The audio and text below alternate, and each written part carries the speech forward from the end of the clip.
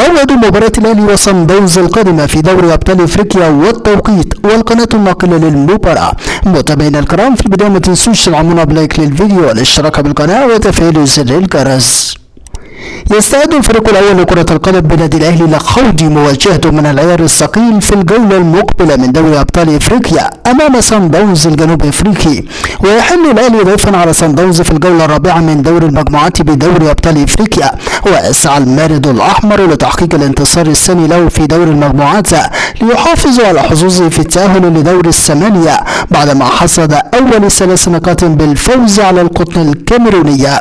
ويحتل حاليا الهلال السوداني المركز الأول برصيد 9 نقاط، فيما يأتي صن داونز في المركز الثاني برصيد 7 نقاط، ويأتي الأهلي في المركز الثالث برصيد 4 نقاط، ويتزين القطن الكاميروني المجموعة بلا نقاط.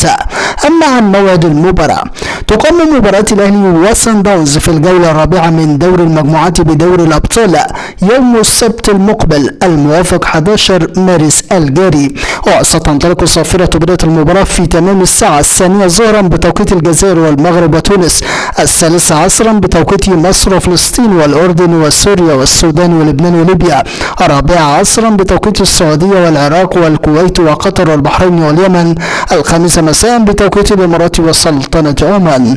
أما عن القناة الناقلة للمباراة، تذاع مباراة الأهلي وصن داونز في الجولة الرابعة من دور المجموعات عبر قناة اون تايم سبورت 4 HD. متابعينا الكرام، نحن في انتظار نتيجة توقعاتكم عن المباراة في التعليقات، ولا تنسوا الاعجاب بالفيديو والاشتراك بالقناة.